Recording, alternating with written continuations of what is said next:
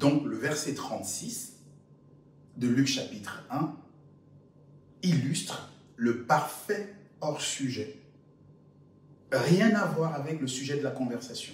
Marie lui demande au verset 34, comment je vais avoir ce saint enfant, comment je vais avoir un fils de David alors que je ne connais pas d'homme provenant de la maison de David. Au lieu de lui dire comment, il la balade partout en fait. Il la balade chez un esprit qui va la couvrir, et puis comme si ça ne suffisait pas, voilà maintenant qu'il lui annonce que d'ailleurs cet enfant sera extraordinaire, il sera singulier, il sera unique en son genre, ce qui est d'ailleurs faux, parce que des enfants hybrides, monstrueux et hideux, et partiellement femmes et partiellement esprits, on vient de le voir, on en connaît dans Genèse chapitre 6. Donc, il prend Élisabeth, ça n'a rien à voir, une vieille contre un jeune, une stérile contre une jeune fille fertile, une femme contre une jeune fille, une femme donc qui a une pratique sexuelle normale, son mari est Zacharie, dans l'autre cas, elle n'a pas encore de mari puisqu'elle a un fiancé. Donc, il n'y a aucun point de comparaison. Le verset 36 est un cheveu dans la soupe. C'est-à-dire, typiquement, ça c'est l'attitude d'un voleur qu'on prend en flagrant délit, qui perd sa maîtrise et qui dit à peu près n'importe quoi. En fait, il ouvre sa bouche et il ment comme une cheminée. Il ment comme une cheminée. Cet esprit qui passe pour Gabriel est simplement exactement ce que Paul a voulu nous alerter pour que nous fassions attention dans 2 Corinthiens, chapitre 11, verset 14. Satan lui-même se déguise en ange de lumière. Et il parle, et il ment, et il parle, et il ment encore, et il ment. Et c'est le mensonge incurable, pathologique et pathétique. Continuons. Verset 37 de Luc 1. Alors, comme l'ange raconte n'importe quoi et qui dit, non mais peut-être qu'elle voit déjà un petit peu clair dans mon jeu, malfaisant. Alors l'ange va lui dire, tu sais, en fait, tout est possible à Dieu. Rien n'est impossible à Dieu. Ah bon? Rien n'est impossible à Dieu. Et elle t'a attendu pour le savoir. Non mais, rien n'est impossible à Dieu. Tu crois que ça veut dire que Dieu fait n'importe quoi? T'as pas lu sa parole ou quoi? Déjà, est-ce que tu es au courant que Dieu s'appelle la parole, sa parole? Non? Eh bien, c'est écrit pourtant dans Apocalypse 19, verset 13. C'est écrit dans Jean chapitre 1, verset 1. C'est écrit qu'il a fondé sa réputation sur sa fidélité, sur l'exécution fiable de ses promesses. Psaume 138, verset 2. Un Dieu aussi fier, aussi sûr de sa puissance, aussi conscient de sa gloire. Non mais, il fait ce qu'il dit. Il fait ce qu'il dit. Jérémie 1,12. Dieu veille à exécuter sa parole.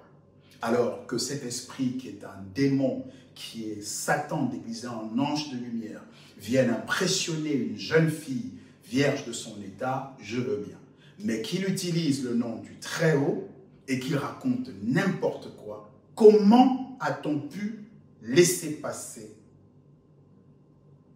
ce mensonge pendant autant de temps? Parce que ça fait 19 siècles, c'est-à-dire depuis les environs de la fin du 1er siècle, lorsque tous les apôtres étaient morts, le dernier d'entre eux étant Jean, autour de l'an 95 ou de l'an 100, lorsqu'il part, il n'y a plus d'apôtres. En fait, c'est à l'époque que l'entourloupe, dont il rend d'ailleurs témoignage, Jean, parce qu'il assiste à l'intronisation de l'Antichrist, et on va le voir tout à l'heure, il le dit ouvertement, il le dit clairement. Autant Paul en parle comme d'une prophétie, d'une chose à venir, autant Matthieu 24, dont nous allons voir avec le verset 15, le véritable Christ en parle comme de quelque chose à venir, autant Jean en parle au présent. Il dit plusieurs faux prophètes sont entrés dans le monde, 2 Jean 1, 7.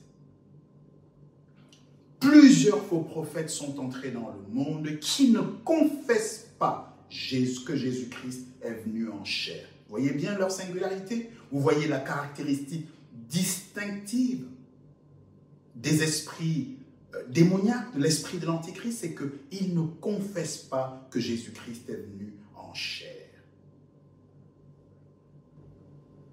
2 Jean, chapitre 1, verset 7. C'est puissant, c'est clair, c'est lumineux, c'est imparable. Continuons.